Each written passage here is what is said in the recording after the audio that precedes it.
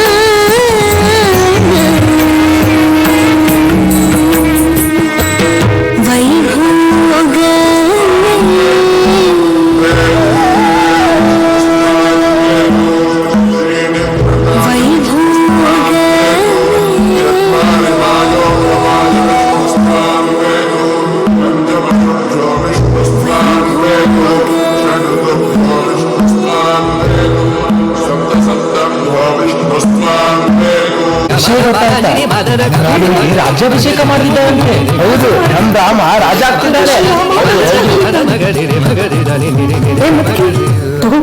ನೀನು ಸಿಹಿತೀನಿ, ಶ್ರೀರಾಮ ರಾಜ ಆಗಲಿದ್ದಾನೆ. ಅನರ್ಥ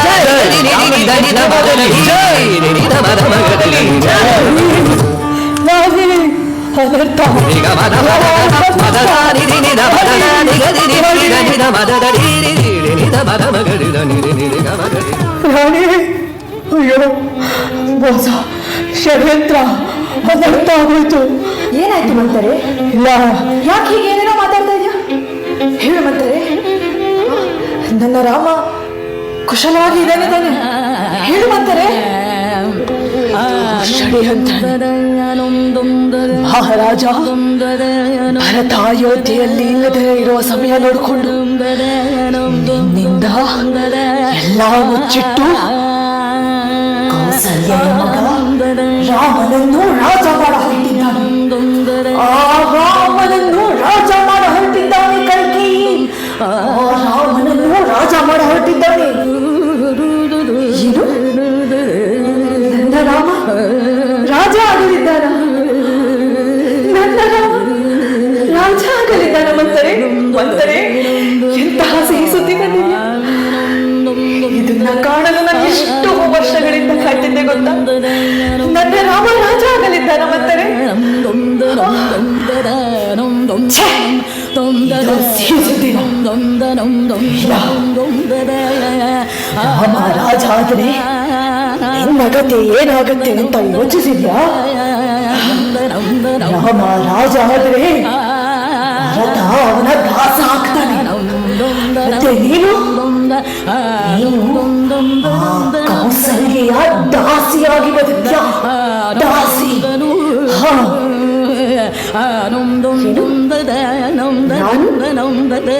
ದಾಸಿ? ನಾನು ದಾಸಿನ?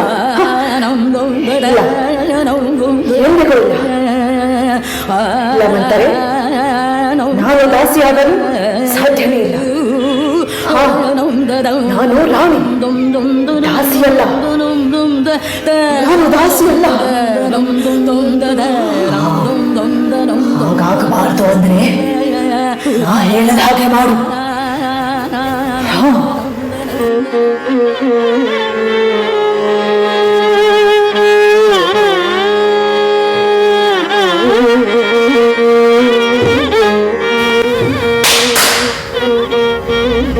ಮಹಾರಾಜರಿಗೆ ಈ ಕೂಡಲೇ ನನ್ನ ಭವನಕ್ಕೆ ಬರಲಿ.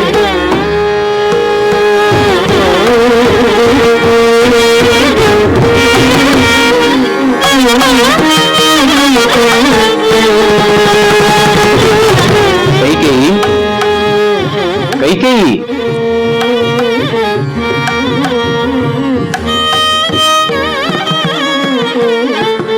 ಕೈಕೇಯಿ, ಏನಾಯಿತು? ಯಾಕೆ ಹೀಗೆ ಕುಳಿತಿರುವೆ? ಹೇಳು ಕೈಕೇಯಿ, ಏನಾಯಿತು? ಮಾತನಾಡು. ಯಾಕೆ ಇಷ್ಟೊಂದು ಕೋಪ? ನೀವು ನನಗೆ ಕೊಟ್ಟಿರೋ ಆ 2 ವರಗಳನ್ನ ಕೊಟ್ಟು ಹಾಗೆಲ್ಲ ಸರಿ ಹೋಗ. ಅಷ್ಟೇ ತಾನೇ? ನೀನು ಏನು ಬೇಕಾದರೂ ಕೇಳಿಕೋ, ಈ ಕ್ಷಣವೇ ಕೊಡುತ್ತೇನೆ. ರಾಮನ ಮೇಲೆ ಪ್ರಮಾಣ ಮಾಡಿ ಹೇಳಿ ನೋಡೋಣ, ಕೊಡ್ತೀರಾ ಅಂತ? ಆಗಲಿ, ರಾಮನ ಮೇಲೆ ಪ್ರಮಾಣ ಮಾಡಿಯೇ ಹೇಳುತ್ತೇನೆ. ಈಗ ಹೇಳು. ಹಾಗಿದ್ರೆ ಕೇಳಿ. ನನ್ನ ಮೊದಲನೇ ಅಯೋಧ್ಯೆಯ ರಾಜ ರಾಮ ಅಲ್ಲ, ನನ್ನ ಮಗ ಭರತ ಆಗ್ಬೇಕು. ಮತ್ತು ನನ್ನ 2ನೇ ವರ,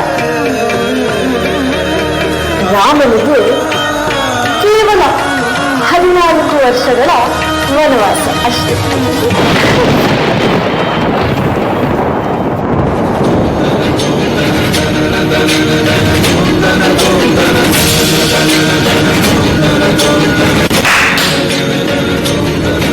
ರಾಮನನ್ನು ಬರಹೇಳಿ.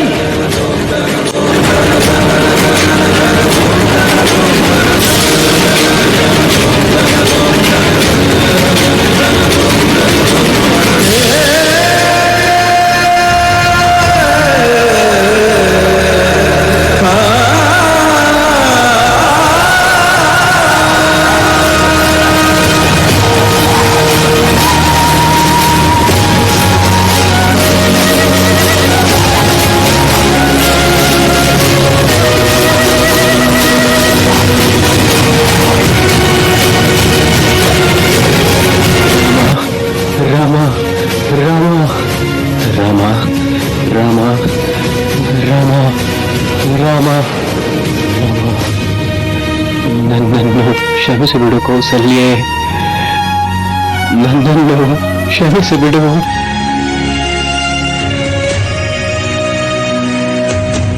ರಾಮ, ರಾಮ, ರಾಮ, ರಾಮ, ರಾಮ, ರಾಮ.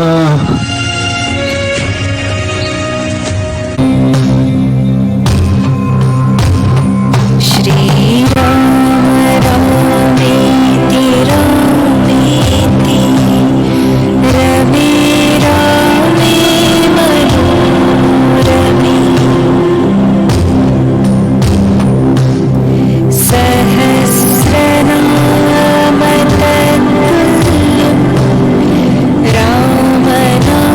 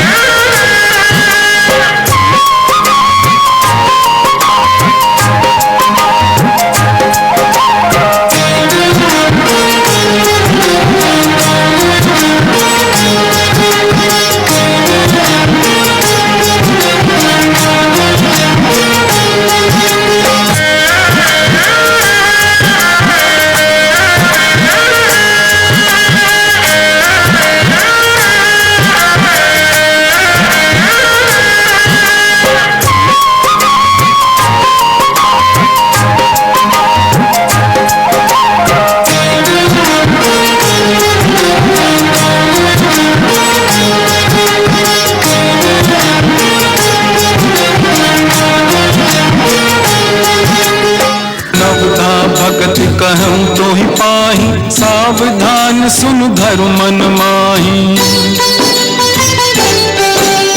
प्रथम भगति संतन कर संगा, दूसरी रति प्रभु कथा प्रसंगा। गुरुपद पंकज सेवा, तीसरी भगति अमान। चौथी भगति प्रभु गुणगन, करई कपट तज गान। मंत्र जाप प्रभु दृढ़ विश्वासा, पंचम भजन सुवेद प्रकाशा।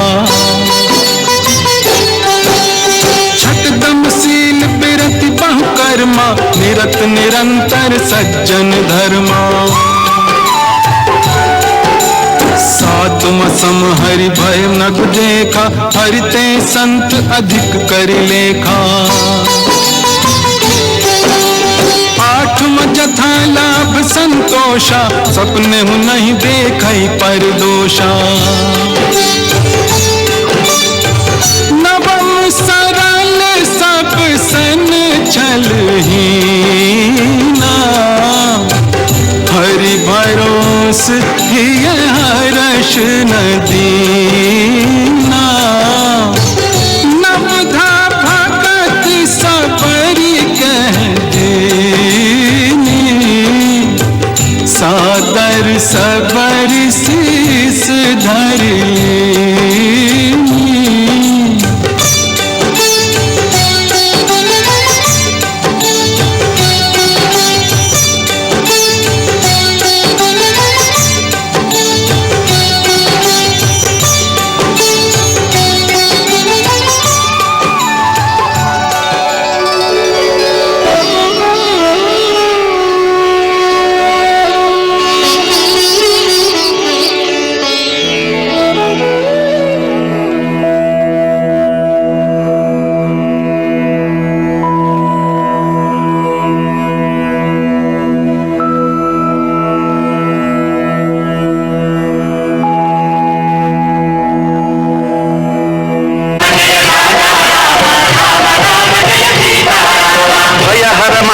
दशरथ रामा, जय जय मंगल सीतारामा।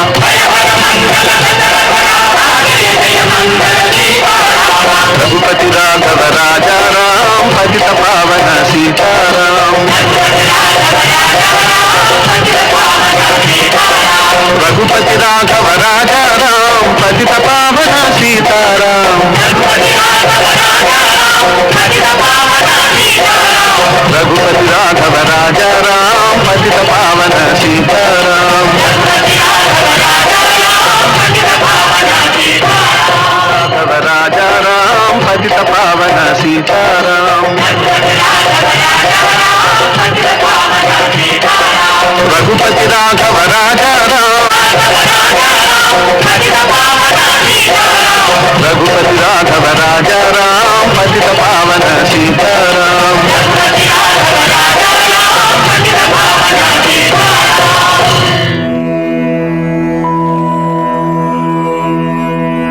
रामदूत हनुमान जननी में, रामदूत हनुमान।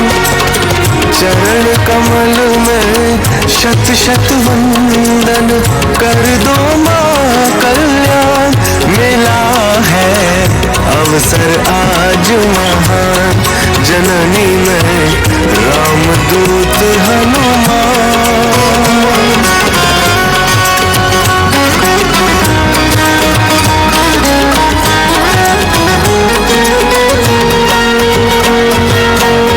चमके कोटि सूर्य सम रघुवर, शीत चंद्र सी वाणी मधुकर।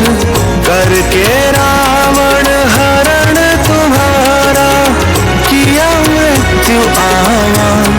जननी में रामदूत हनुमान, जननी में रामदूत हनुमान।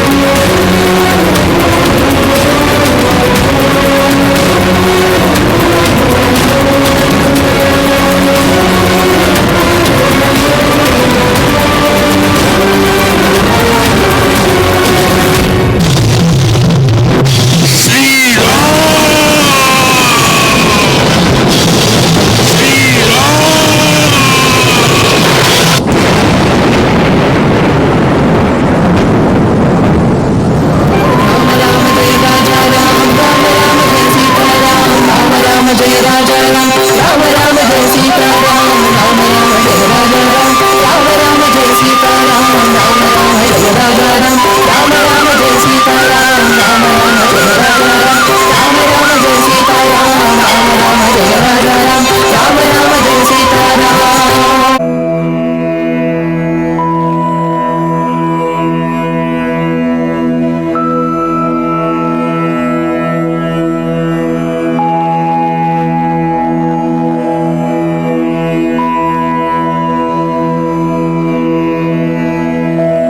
ಜನನಿ ಜನ್ಮಭೂಮಿಶ್ಚ ಸ್ವರ್ಗಾದಪಿ ಗರೀಯಸಿ.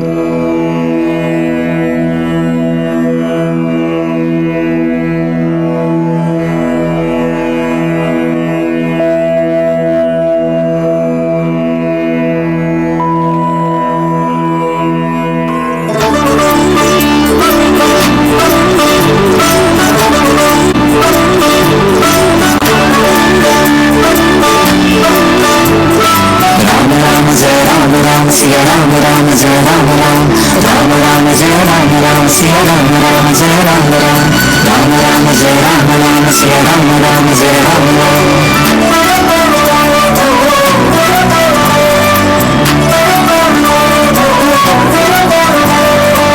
राम पधार श्री राम पधार, रघुकुल भूषण नाथ हमारे। राम पधारे श्री राम पधारे, अवधपुरी में श्री राम पधारे।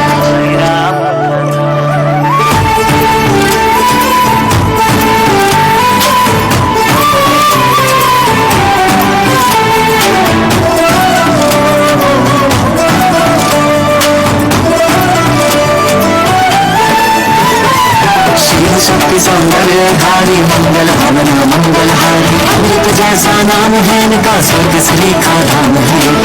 भाषी गुणवान मनोहर, अग्रो मुस्कान मनोहर, राम रमैया गढ़ वासी, गुणगाए सुंदर सन्यासी।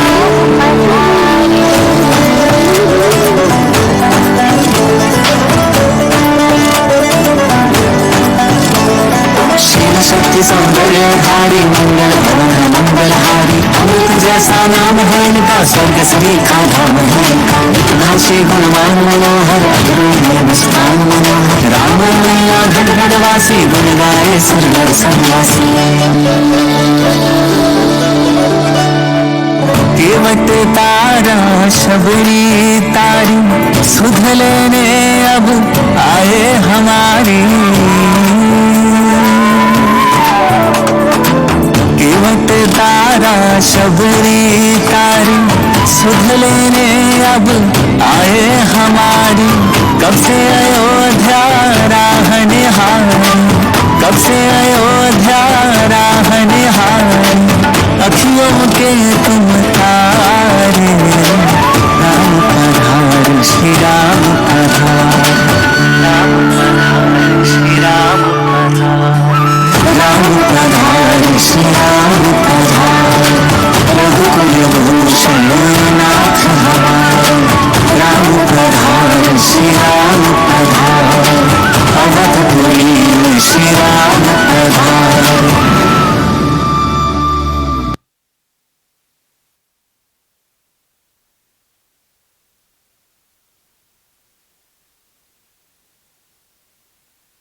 ರಾಮಾಯಣವನ್ನು ಸಂಕ್ಷಿಪ್ತ ರೀತಿ ಒಳಗೆ ಆದಷ್ಟು ಪ್ರಯತ್ನಪಟ್ಟು ಪ್ರತಿಯೊಂದು ವ್ಯಕ್ತಿತ್ವದ ರೂಪವನ್ನು ನಿಮಗೆಲ್ಲ ತಿಳಿಸ್ಕೊಳಕ್ಕೆ ಪ್ರಯತ್ನ ಪಟ್ವಿ. ಈಗ ರಾಮಾಯಣದ ಒಂದು ಉದ್ದೇಶ ಏನಂದ್ರೆ ಪ್ರತಿಯೊಂದು ವ್ಯಕ್ತಿತ್ವನು ಇವತ್ತಿನವರೆಗೂ ಯಾಕೆ ಉಳ್ದತಿ ಅಂದ್ರೆ ರಾಮಾಯಣ ಕೇವಲ ಒಂದು ಮಹಾಕಾವ್ಯ ಅಂತನೋ ಅಥವಾ ಯಾರೋ ಬರೆದಾರೋ ಹಾಗಾಗಿ ಒಪ್ಕೋಕ್ಕಿಂತನೂ ರಾಮಾಯಣದಿಂದ ನಮ್ಮ ಜೀವನಕ್ಕೆ ಏನು ಆದರ್ಶಗಳು ಸಿಗ್ತಾವ ಅಂದ್ರೆ ರಾಮಾಯಣದಿಂದ ನಮ್ಮ ಜೀವನದ ರೂಢಿಗಳನ್ನು ನಾವು ಹೆಂಗೆ ಬದಲಿಸ್ಬೋದು. ರಾಮ ಬಂದಿದ್ದು ನಾವು ದೇವರಾದ ಆದರೆ ರಾಮ ಬಂದಿದ್ದು ಮನುಷ್ಯನಾಗಿ ಹುಟ್ಟಿ ದೇವರಾದದ್ದು ಹೆಂಗಪ್ಪ ಅಂತೇಳಿ ತೋರ್ಸೋಕೆ ಭೂಮಿಗೆ ಬರಬೇಕಾಗಿತ್ತು. ಕೇವಲ ದೇವರು ಅಂದ್ರೆ ನಾವು ಏನೋ ಒಂದು ಶಕ್ತಿ ಅಂತ ಮಾಡೀವಿ. ಆದರೆ ರಾಮ ಮೂಲವಾಗಿ ಮನುಷ್ಯನಾಗಿ ಹುಟ್ಟಿ ಇವತ್ತು 9600 ವರ್ಷಗಳ ಆದ್ರೂ ಇವತ್ತಿಗೂ ದೇವರಾಗಿ ಉಳ್ದಾನ ಅಂದ್ರೆ ದೇವರಿಗೆ ಈ ಭೂಮಿ ಒಳಗೆ ಬಂದು ತೋರಿಸ್ಬೇಕಾಗಿತ್ತು ಮನುಷ್ಯನೇ, ಪ್ರತಿಯೊಬ್ಬ ಮನುಷ್ಯನೂ ದೇವರಾಗಕ್ಕೆ ಸಾಧ್ಯ ಐತಿ. ಆದರೆ ಬದುಕುವಲ್ಲಿ ರಾಮನ ಆದರ್ಶಗಳನ್ನು ಅಳವಡಿಸ್ಕೋಬೇಕು. ದೇವ್ರಿಗೇನ ಕಷ್ಟ ಬಂದಿಲ್ಲ ಅಂತೇಳಿ ನಾವೆಲ್ಲ ಅನ್ಕೋತೀವಿ, ರಾಮ ದೇವರು ಸೀತೆ ದೇವರು ಅಂತೇಳಿ. ಆದರೆ ದೇವ್ರಿಗೇನ ಆ ರೀತಿ ಕಷ್ಟ ಬಂದೈತಿ. ನಾವು ಯಾವುದು ನಾವು ಯಾವ ಮಟ್ಟಕ್ಕೆ ನಮಗೆ ಕಷ್ಟ ಬಂದ್ರೆ ನಾವು ಎಷ್ಟು ಇದನ್ನು ಮಾಡ್ತೀವಿ. ರಾಮ ಎಂಥ ಪರಿಸ್ಥಿತಿ ರಾಮಂದಂದರೆ, ಒಂದು ದಿನ ದಶರಥ ಮತ್ತು ಕರೆದ ನಿನಗೆ ಸಿಂಹಾಸನಪ್ಪ, ನಾಳೆ ನಿಂದು ಮಹಾರಾಜ ಆಗಿ ನೀ ಸಿಂಹಾಸನ ಪಟ್ಟಾಭಿಷೇಕ ಐತಿ ಅಂತ ಹೇಳಿದ ತಕ್ಷಣ ಮತ್ತೆ ಕರೆದ, ಇಲ್ಲ ಸಿಂಹಾಸನ ಇಲ್ಲ ನಿನಗೆ, ಕಾಡಿಗೆ ಹೋಗ್ಬೇಕು ನೀ, ಅದು ಕಾಡಿಗೆ ಅಂದ್ರೆ 14 ವರ್ಷ ವನವಾಸಕ್ಕೆ ಹೋಗ್ಬೇಕಂತಂದ.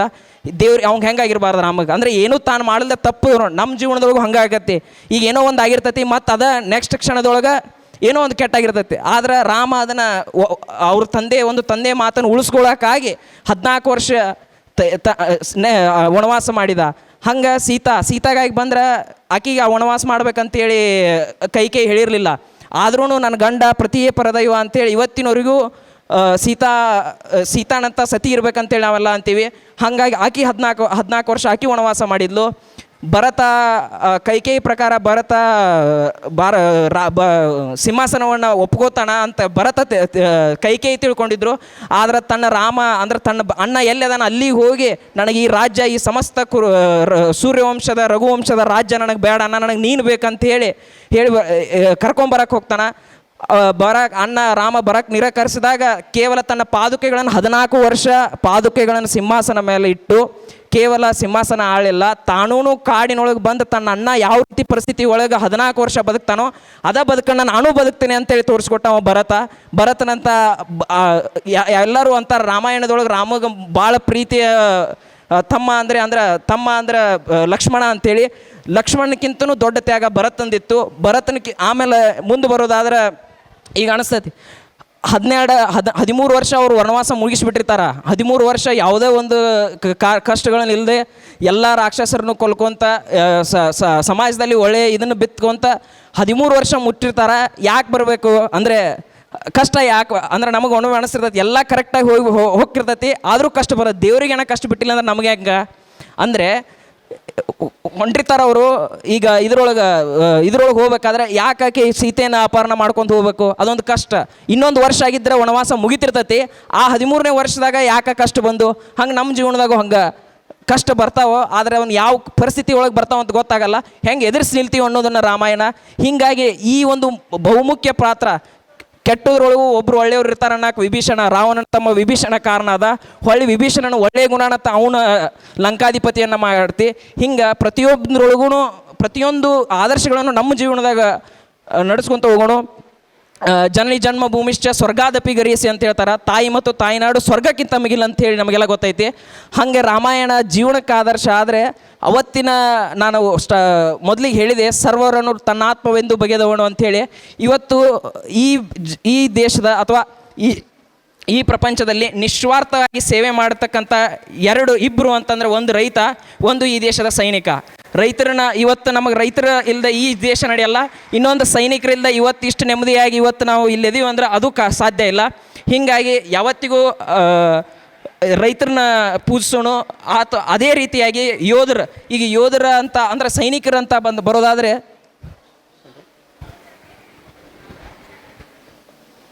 ಈ ದೇಶಕ್ಕೆ ಇವತ್ತು ಸೈನಿಕರ ಈ ದೇಶ 1947ರಿಂದ ಇವತ್ತಿನವರೆಗೂ ನಿರಂತರ ದಾಳಿಗಳಿಂದ ಆಕ್ರಮಣಪಟ್ಟರು. ಈ ದೇಶದ ಪ್ರತಿಯೊಬ್ಬ ಸೈನಿಕನು ಅವತ್ತು ಗಡಿಯೊಳಗೆ ಕುಂತ ತನ್ನ ನಿಸ್ವಾರ್ಥ ಸೇವೆಯಿಂದ ಈ ಭಾರತ ಮಾತೆಯನ್ನು ರಕ್ಷಿಸ್ತಾ ಬಂದಿದ್ದಾನೆ. ಇವತ್ತು ನಮಗೆಲ್ಲರಿಗೂ ಹನುಮಂತಪ್ಪ ಕೊಪ್ಪದ್, ಲ್ಯಾನ್ಸ್ ನಾಯಕ್ ಹನುಮಂತಪ್ಪ ಕೊಪ್ಪದ್ ಇದೇ ಧಾರವಾಡದ ಭೂಮಿಯಿಂದ ಹೋಗಿ ಪ್ರಪಂಚದ ಅತ್ಯಂತ ಎತ್ತರದ ಯುದ್ಧ ಭೂಮಿ ಸಿಯಾಚಿನ್ ಅನ್ನುವಂಥ -50 -60 ಡಿಗ್ರಿ ಸೆಲ್ಸಿಯಸ್ ಹೋಗ್ತಿರೋಂಥ ಅಂಥ ಚಳಿ ಪ್ರಯತ್ನದಲ್ಲೂ ತನ್ನ ಮೇಲೆ ಕಿಲೋಮೀಟರ್ ಅಂತ ನಾವೇನು ಅವಲ್ಯಾಂಕ್ ಅಂತೀವಿ, ಅಂದರೆ ಐಸ್ ಗಡ್ಡೆ ತನ್ನ ಮೇಲೆ ಬಿದ್ರೂ 5 ದಿವಸಗಳ ಕಾಲ ಅದರ ಐಸ್ ಗಡ್ಡೆ ಕೆಳಗಣ ಬದುಕಿ ಈ ದೇಶದ ಅಂದರೆ ನಮ್ಮ ಧಾರವಾಡ ಮಣ್ಣಿಂದ ಹೋಗಿ ಈ ದೇಶಕ್ಕಾಗಿ ಮಾದರ ಅಂತ ಒಬ್ಬ ಹನುಮಂತಪ್ಪ ಕೊಪ್ಪದ್ ಲ್ಯಾಂಡ್ಸ್ ನಾಯಕನ ಕೊಟ್ಟಂಥ ಭೂಮಿ ಇದು. ಇನ್ನು ಹಂಗೆ ಬರೋದಾದರೆ ನಮಗೆಲ್ಲ ಗ್ರೆನೇಡಿಯರ್ ಯೋಗೇಂದ್ರ ಸಿಂಗ್ ಯಾದವ್ ಅಂದರೆ ಈ ದೇಶದ ಸೈನಿಕರಿಗೆ ಪರಮೋಚ್ಚ ಪ್ರಶಸ್ತಿ ಏನಾದರೂ ಐತಂದ್ರೆ ಪರಮವೀರ್ ಚಕ್ರ ನಾವೇನು ಕಳಿತೀವಿ. ಈ ದೇಶದ ಸೈನಿಕರು ಸುಮಾರು 33 ಪರಮವೀರ್ ಚಕ್ರ ಬದುಕಿದಾಗ ತಗೊಂಡವ್ರು ಕೇವಲ 3 ಅದರೊಳಗೆ ಈ ಕಿರಿಯ ವಯಸ್ಸಿನಲ್ಲಿ ಪರಮವೀರ್ ಚಕ್ರವನ್ನು ತಗೊಂಡಂಥವರು ಗ್ರೆನೇಡಿಯರ್ ಯೋಗೇಂದ್ರ ಸಿಂಗ್ ಯಾದವ್. ಅವರು 1999 ಟೈಗರ್ ಹಿಲ್ಸನ್ನು ವಶಪಡಿಸ್ಕೊಳಕ್ಕೆ ಹೋಗ್ತಿರ್ಬೇಕಾದ್ರೆ ಕೇವಲ ಅವರ 7 ಜನದ ತಂಡ, ಅಂದರೆ ಗ್ರೆನೇಡಿಯರ್ ಯೋಗೇಂದ್ರ ಸಿಂಗ್ ಯಾದವ್ ಅವರ 7 ಸೈನಿಕರ ತಂಡ ಟೈಗರ್ ಹಿಲ್ಸ್ನ ವಶಪಡಿಸ್ಕೊಳ್ಬೇಕಂತ ಮಧ್ಯರಾತ್ರಿ ಆ ಬೆಟ್ಟವನ್ನು ಹತ್ತುತ್ತಾ ಶುರು ಮಾಡಿದಾಗ ಅಲ್ಲಿ ಪಾಕಿಸ್ತಾನದ ಸೈನಿಕರು ಟೈಗರ್ ಹಿಲ್ಸ್ನ ಮೇಲೆ ತಮ್ಮ ಬಂಕರ್ನ ನಿರ್ಮಾಣ ಮಾಡಿ ಕೂರ್ತಿರ್ತಾರೆ.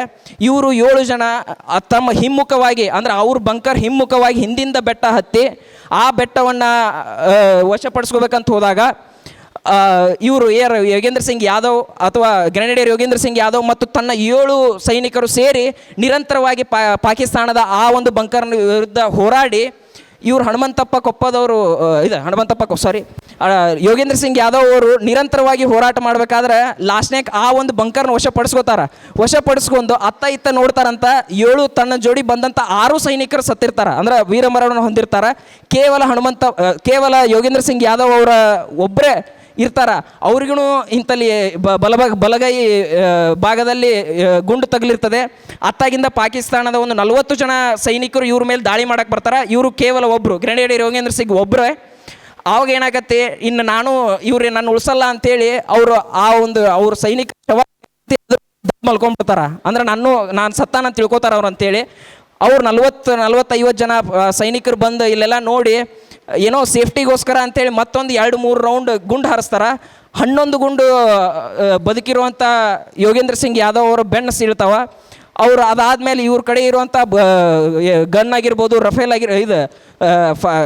AK-47 ಗನ್ ಆಗಿರ್ಬೋದು, ಎಲ್ಲ ಶಸ್ತ್ರಾಸ್ತ್ರಗಳನ್ನು ತಗೊಂಡು ಅವರು ಪಾಕಿಸ್ತಾನ ಸೈನಿಕರಿನ ಆದ್ರೆ ಭಾರತದ ಸೈನಿಕರು ಆದರು ಅಂತೇಳಿ ಹೊಂಟಿರ್ತಾರೆ ಅವರು. ಅಂದರೆ ನೆಕ್ಸ್ಟ್ ಅಲ್ಲಿ ಸೈನಿಕರನ್ನ ಕರೆಸಿ ಮತ್ತೆ ಬಂಕರ್ನಾಗ ಇಳಿಸಿ ಆ ಒಂದು ಸಮಯದಾಗ ಯೋಗೇಂದ್ರ ಸಿಂಗ್ ಯಾದವ್ ಅವ್ರಿಗೆ ಎಚ್ಚರ ಆದ್ಮೇಲೆ ಏನು ಮಾಡಬೇಕು, ಈಗ ಬೆಟ್ಟ ನಾವು ಗೆದ್ದೀವಿ, ಇದನ್ನು ನಾವು ಕೆಳಗಿನ ಸೈನಿಕರಿಗೆ ಮುಟ್ಟಿಸ್ಬೇಕು.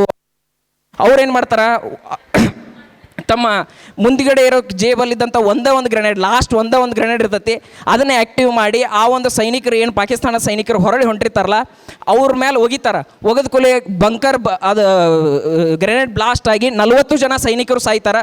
ಒಂದಿಬ್ರು ಉಳಿದವ್ರು ಏನು ಮಾಡ್ತಾರೋ, ಇದು ಭಾರತದಿಂದ ಬರೀ ಇವರು 7 ಜನ ಅಲ್ಲ ಭಾಳ ಜನ ಸೈನ್ಯನೇ ಬಂದಿರ್ತೈತೆ ಅಂತೇಳಿ ಓಡಿ ಹೋಗ್ಬಿಡ್ತಾರೆ ಪಾಕಿಸ್ತಾನ ಸೈನಿಕರು.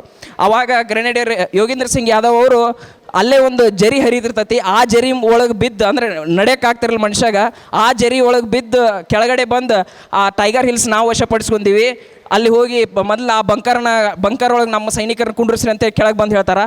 ಅಂಥ ಯೋಗೇಂದ್ರ ಸಿಂಗ್ ಯಾದವ್ ಅವ್ರನ್ನ ಪಡೆದಂಥ ಈ ರಾಷ್ಟ್ರ ಇವತ್ತು ಅವರು ಪರಮವೀರ್ ಚಕ್ರ ಪ್ರಶಸ್ತಿ ಪುರಸ್ಕೃತರು.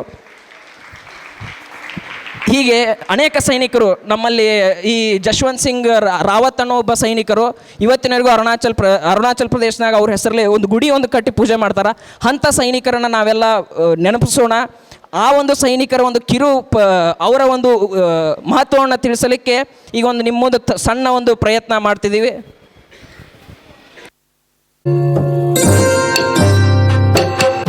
ಪುಟ್ಟಿ ಬಂದ್ಯಾ? ಎಕ್ಸಾಮ್ ಹೇಗಾಯ್ತು? ಬೆಳಗ್ಗೆ ಹಾಗೆ ಹೋಗ್ಬಿಟ್ಟೆ, ತಿಂಡಿನೂ ತಿನ್ಲಿಲ್ಲ. ಬಾ, ನಿನ್ಗೋಸ್ಕರ ಅಂತ ಹುಟ್ಟಿದ ಬಗ್ಗೆ ಸಿಹಿ ಮಾಡಿದ್ದೀನಿ. ಬಂದು ಬೇಗ ಕೈಕಾಲು ತೊಳ್ಕೊಂಡು ತಿಂದು ಊಟ ಮಾಡಿ ರೆಡಿಯಾಗು. ಆಮೇಲೆ ಗಣಪತಿ ದೇವಸ್ಥಾನಕ್ಕೆ ಹೋಗ್ಬಿಟ್ಟು ಪೂಜೆ ಮಾಡಿಸ್ಕೊಂಡು ಬರೋಣ. ಎಲ್ಲ ಒಳ್ಳೇದಾಗ. ಅಮ್ಮ ಪ್ಲೀಸ್, ಇವಾಗ ಇನ್ನೂ ಮನೆಗೆ ಬಂದಿದ್ದೀನಿ, ಆಗ್ಲೇ ಶುರು ಮಾಡ್ಬೇಡ ನಿನ್ ಪುರಾಣನ. ನನ್ಗೆ ಊಟನೂ ಬೇಡ, ಏನೂ ಬೇಡ. ಅದಕ್ಕೆ ಯಾಕೆ ಕೋಪ ಮಾಡ್ಕೋತೀಯ ನೀನು? ಹುಟ್ಟದ ದಿನ ನೀನು ಕೋಪ ಮಾಡ್ಕೊಂಡ್ರೆ ಚೆನ್ನಾಗಿ ಕಾಣಲ್ಲ. ನೀನು ಬಾ ಪ್ಲೀಸ್, ನನ್ನ ಪಾಡಿಗೆ ಬಿಟ್ಬಿಡು. ನನ್ನ ಎಲ್ಲಿಗೂ ಕರಿಬೇಡ. ನಾನು ಯಾವ ದೇವಸ್ಥಾನಕ್ಕೂ ಬರಲ್ಲ. ಆ ಗಣಪತಿಗೆ ನೀನೇ ಪೂಜೆ ಮಾಡ್ಕೊ. ನನ್ನ ಫ್ರೆಂಡ್ಸ್ ಅವ್ರ ಪೇರೆಂಟ್ಸು ಇದಾರೆ, ಅವಳನ್ನ ಕಾಶ್ಮೀರಿಗೆ ಟ್ರಿಪ್ಪಿಗೆ ಕರ್ಕೊಂಡು ಹೋಗಿದ್ರು. ನೀನೇನ್ ಮಾಡಿದ್ಯಾ? ಯಾವಾಗ್ಲೂ ದೇವಸ್ಥಾನ ಸುತ್ತಿಸ್ತಾ ಇರ್ತೀಯ ನನ್ನ. ಪ್ಲೀಸ್ ಇಲ್ಲಿಂದ ಔಟೋಗು. ಬರ್ತಿದ್ದಂಗೆ ಶುರು ಮಾಡ್ಕೊಂಡ್ಬಿಡ್ತಾರೆ.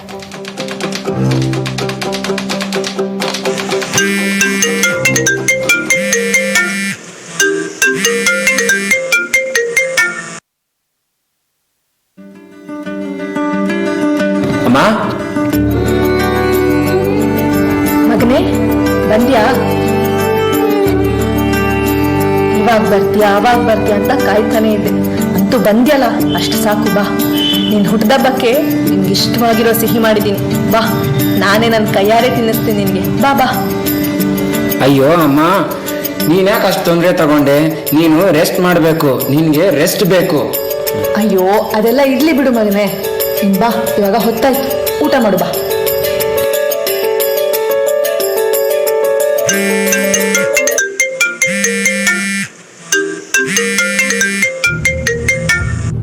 Jai Hind sir.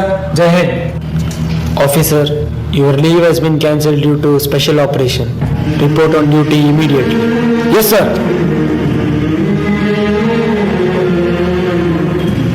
Ma? ರಜೆ ಕ್ಯಾನ್ಸಲ್ ಆಯ್ತಾ? ಇರಲಿ, ನಿನ್ನ ಅವಶ್ಯಕತೆ ಇಲ್ಲಿಗಿಂತ ಜಾಸ್ತಿ ಅಲ್ಲಿದೆ. ಹೋಗಿ ಬಾ ಮಗನ. ವಿಜಯ್ ಭವ.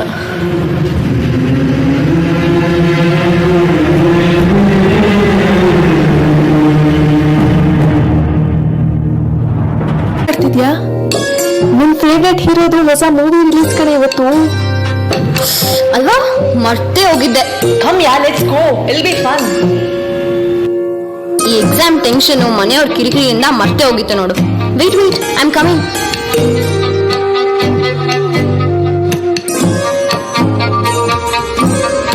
ಎಲ್ಲಿ ಹೋಗ್ತಿದ್ಯೆ? ನಾನು ಎಲ್ಲಾದ್ರೂ ಹೋಗ್ತೀನಿ. ನಾನು ಇನ್ನ ಚಿಕ್ಕ ಹುಡುಗಿ ಅಲ್ಲ ನಿಮ್ಗೆ ಹೇಳಿ ಕೇಳಿ ಹೋಗಕ್ಕೆ. ಆಮೇಲೆ ಆ ಪುಟ್ಟದನ್ನ ಫಸ್ಟ್ ಕರಿಬೇಡಿ ಅಂತ ಎಷ್ಟೆಲ್ಲ ಹೇಳಿದೀನಿ ಅಲ್ವೇ? ನಾನು ಹೇಳೋದನ್ನ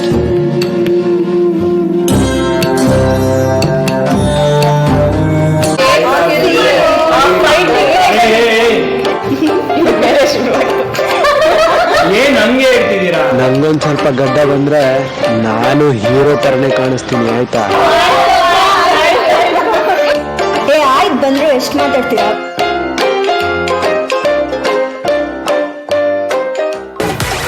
ಬ್ರೋ, ಲಾಸ್ಟ್ ವೀಕ್ ಇಂಟರ್ವ್ಯೂ ಕೊಟ್ಟಿದ್ದಲ್ಲ, ಏನಾಯ್ತು? ಸೆಲೆಕ್ಟಾ ಅಥವಾ ಅದು ಹೋಗೇನಾ? ಹಲೋ, ನಾನು ಸೆಲೆಕ್ಟ್ ಆಗಿದ್ದೀನಿ, ಆದ್ರೆ ಆ ಕಂಪನಿ ಬೇಡ ಅಂತ ನಾನೇ ರಿಜೆಕ್ಟ್ ಮಾಡಿದ್ದು. ಓಹೋ, ಇದ್ಯಾವುದೋ ಹೊಸ ಈ ಬಿಸಿಲಲ್ಲಿ ಹೋಗಿ ಯಾರು ಕೆಲಸ ಮಾಡ್ತಾರೆ? ನಮ್ಮಪ್ಪ ಮಾಡಿಟ್ಟಿರೋ ಆಸ್ತಿನೇ ಕೋಟ್ಯಾಂತರ ರೂಪಾಯಿ ಇದೆ. ಈ ಕೆಲಸ ಜಾಬ್ ಎಲ್ಲ ನನಗೆ ಆಗ್ಬೇಕು. ಆಯ್ತು ಬಿಡಪ್ಪ, ನೀವೇನು ಸಾವುಕಾರ ಮಂದಿ.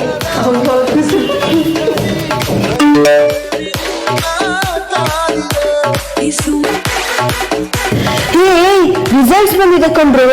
ಹೌದಾ? ಅಯ್ಯೋ, ಅದು ಇವತ್ತೇ ಬರ್ಬೇಕಿತ್ತಾ? ಥೋ, ಅದೊಂದು ಬಾಕಿ ಇತ್ತಪ್ಪ. ಚೆಕ್ ಮಾಡ್ರು, ಅದೊಂದು ಆಗೋಗ್ಬಿಡ್ಲಿ. ಚೆಕ್ ಮಾಡಿ.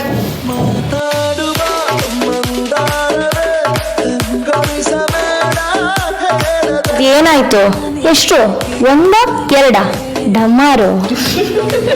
Hello, pass 35. ಯಪ್ಪ, ತಡ್ಕೊಳಕ್ಕಾಗ್ತಾ ಇಲ್ಲ, ಜಾಸ್ತಿ ಆಗೋಯ್ತು.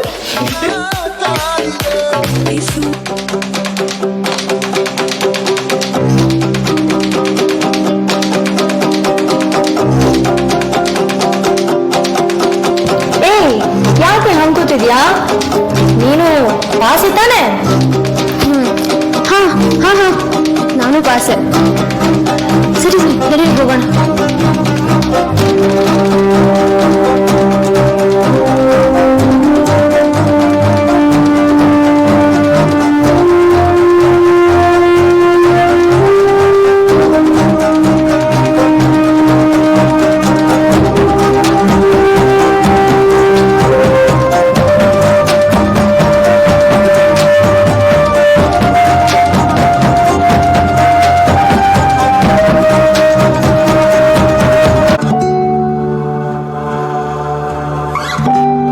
Captain, how is your mother now? Hope she is doing better. There is no glimmer of hope, sir, but she has no regrets. It's okay, sir. ಇವಳು ತಾಯಿನೇ. This is more important.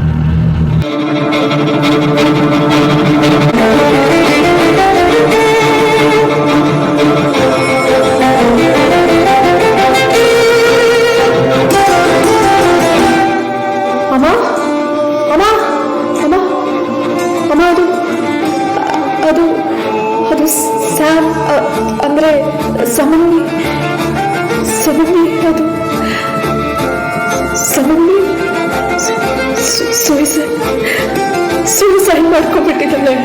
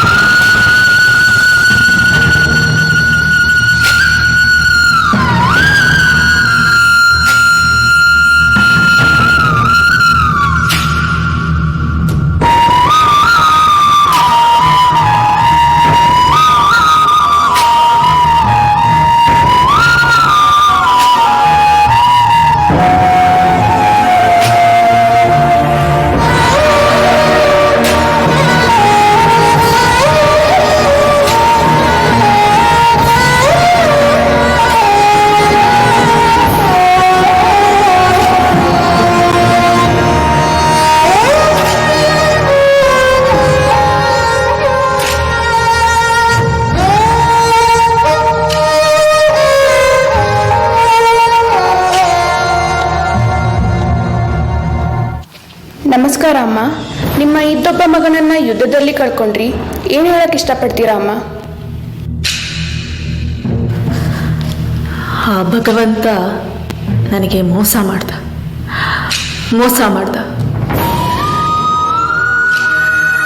ಒಬ್ಬನೇ ಒಬ್ಬ ಮಗನನ್ನು ಕೊಟ್ಟ. ಇನ್ನೊಬ್ಬ ಮಗನನ್ನು ಕೊಟ್ಟಿದ್ದಿದ್ರೆ ಅವನನ್ನು ನಾನು ಸೈನ್ಯಕ್ಕೆ ಸೇರಿಸ್ತಿದ್ದೆ. ಈ ದೇಶದ ರಕ್ಷಣೆಗಾಗಿ ಅವನನ್ನು ಮುಡುಪಿಡ್ತಿದ್ದೆ.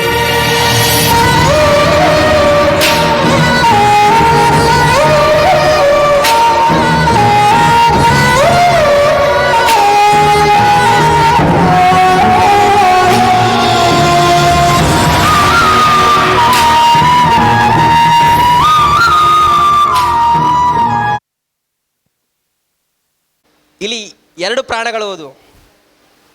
ಒಂದು ಪ್ರಾಣ ಈ ದೇಶಕ್ಕೋಸ್ಕರ, ಈ ಮಣ್ಣಿನ ರಕ್ಷಣೆಗೋಸ್ಕರ, ಇಲ್ಲಿರ್ತಕ್ಕಂಥ ಜನತೆಯ ರಕ್ಷಣೆಗೋಸ್ಕರ ಹೋಯಿತು.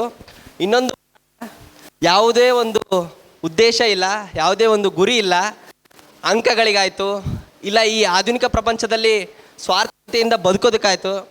ಈ ವಿಚಾರಕ್ಕೆ ಒಂದು ಪ್ರಾಣ ಹೋಯಿತು.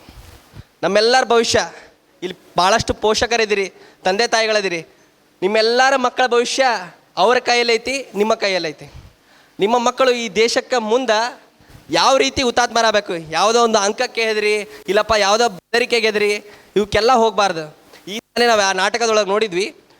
ಈ ಇದರಿಂದ ಕೊನೆಯದಾಗಿ ನಿಮ್ಗೆ ತಿಳಿಯೋದೇನಪ್ಪ ಅಂದರೆ, ರಾಮನ ಬಗ್ಗೆ ವಿಚಾರ ಮಾಡ್ತೀವಿ, ಕೃಷ್ಣನ ಬಗ್ಗೆ ವಿಚಾರ ಮಾಡ್ತೀವಿ, ಹಲವಾರು ಸನ್ಯಾಸಿಗಳ ಬಗ್ಗೆ ವಿಚಾರಣೆ ಮಾಡ್ತೀವಿ, ರಾಮಕೃಷ್ಣರ ಬಗ್ಗೆ ವಿಚಾರ ಮಾಡ್ತೀವಿ, ವಿವೇಕಾನಂದರ ಬಗ್ಗೆ ವಿಚಾರ ಮಾಡ್ತೀವಿ. ಎಲ್ಲ ವಿಚಾರಗಳನ್ನು ನಾವು ಕೇಳಿದ ನಂತರ ಅವರಂತೆ ಆಗಬೇಕು ಹೊರತು ಕೇವಲ ರಾಮನವಮಿ ಬಂದಾಗ ರಾಮನ ವೇಷ ಹಾಕೋದು, ಜನ್ಮಾಷ್ಟಮಿ ಬಂದಾಗ ಕೃಷ್ಣನ ವೇಷದು ಅಷ್ಟಕ್ಕೆ ಸೀಮಿತ ಆಗಬಾರ್ದು ಅಂತ ನಮ್ಮ ಕೊನೆಯ ಅಂದರೆ, ಈ ದಿನ ಎಲ್ಲರ ಮಕ್ಕಳನ್ನು ಕೃಷ್ಣನ ಅವತಾರದಲ್ಲಿ ಇದು ಮಾಡ್ತೀವಿ, ರಾಮನವಮಿಯಲ್ಲಿ ರಾಮನ ಇದು ಮಾಡ್ತೀವಿ.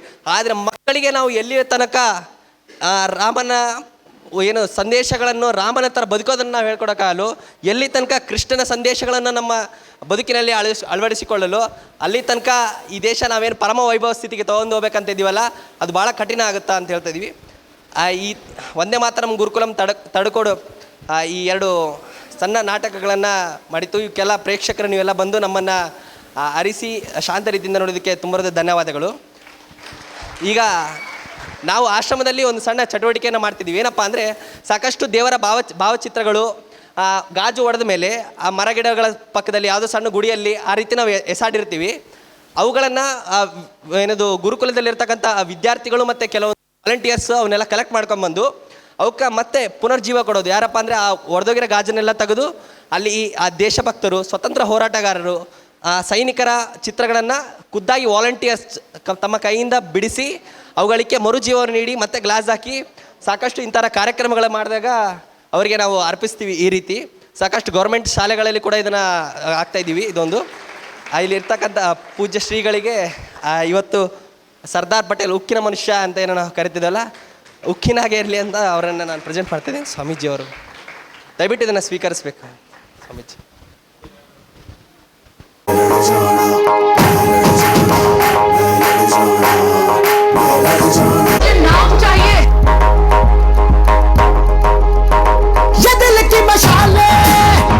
जोश से जलाते जलती लपटों को हमने हाथों में है थाम लिया.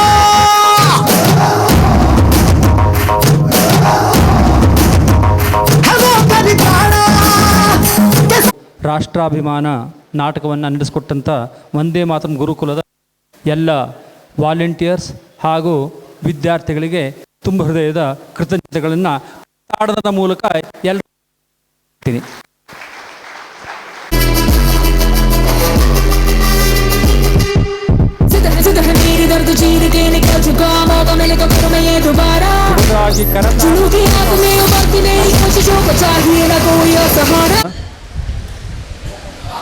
ನಮ್ಮ ಕಾರ್ಯಕ್ರಮಕ್ಕೆ ಹಾಲು, ಮೊಸರು, ಬೆಣ್ಣೆ ಮತ್ತು ತುಪ್ಪವನ್ನು ಉಚಿತವಾಗಿ KMFನಿಂದ ಕೊಡಮಾಡಲಿಕ್ಕೆ ಸಹಕಾರಿಯಾದಂಥ ಸನ್ಮಾನ್ಯ ಶ್ರೀ ಹನುಮಂತಗೌಡ ಹಿರೇಗೌಡರು ಬಂದಿದ್ದಾರೆ. ತಾವು ದಯವಿಟ್ಟು ವೇದಿಕೆಗೆ ಆಗಮಿಸಬೇಕಂತ ಹೇಳಿ ಸ್ವಾಮೀಜಿಯವರ ಕೋರಿಕೆ ಇದೆ. ತಾವು ದಯವಿಟ್ಟು ಬರಬೇಕು ವೇದಿಕೆ ಮೇಲೆ. ಗದಗಿನ ಮಾಜಿ ಶಾಸಕರು, ರಾಜ್ಯ ವಿಕೇಂದ್ರೀಕರಣ ಸಮಿತಿಯ ಉಪಾಧ್ಯಕ್ಷರು, ರಾಜ್ಯ ಸಚಿವ ದರ್ಜೆಯ ಮಾನ್ಯರು ಆದಂಥ ಸನ್ಮಾನ್ಯ ಶ್ರೀ DR ಪಾಟೀಲರು ಕೂಡ ವೇದಿಕೆಗೆ ಆಗಮಿಸಬೇಕಾಗಿ ಕೇಳ್ಕೊಳ್ತೇನೆ. ಇವರಿಬ್ಬರು ಬಹಳ ಮುಖ್ಯ ಕಾರಣ. ಕಳೆದ 3-4 ವರ್ಷಗಳಿಂದ ನಿರಂತರವಾಗಿ ಮೈಸೂರಿನಿಂದ ಪ್ರಾರಂಭವಾಗಿ KMFನಿಂದ ಸುಮಾರು 3,50,000 ಏನು ಬಿಲ್ಲು ಈ ಹಾಲು ಮತ್ತು ಮೊಸರಕ್ಕೆ ಬರ್ತಾಯಿತ್ತು, ಅದನ್ನು ನಿರಂತರವಾಗಿ ಅವರು KMFನಿಂದ ಸ್ಪಾನ್ಸರ್ ಮಾಡ್ತಾ ಬರ್ತಾ ಇದ್ದಾರೆ. ಪ್ರತಿ ಸಮ್ಮೇಳನಕ್ಕೆ ಇದಕ್ಕೆ ಕೇಂದ್ರ ಬಿಂದು ಅದು ಯಾವುದೇ ಫೆಡರೇಷನ್ ಆಗಿರಲಿ, ಅದು ಮೈಸೂರು ಬೆಂಗಳೂರು ಹಾಲು ಉತ್ಪಾದಕರ ಸಂಘ ಆಗಿರಲಿ, ಅದು ಧಾರವಾಡದ್ದಾಗಿರಲಿ, ಅಥವಾ ಬೇರೆ ಯಾವುದೇ ಊರದ್ದಾಗಿದ್ದರೂ ಸಹ ಅದನ್ನು ಕೋಆರ್ಡಿನೇಟ್ ಮಾಡಿ ನಮಗೆ ಅದನ್ನು ಕೊಡಮಾಡಲು ಕಾರಣೀಭೂತರಾದಂಥ ಸನ್ಮಾನ್ಯ ಶ್ರೀ DR ಪಾಟೀಲರು ಕೂಡ ಆಸೀನರಾಗಬೇಕು ಅವ್ರ ಜೊತೆಯಲ್ಲಿ.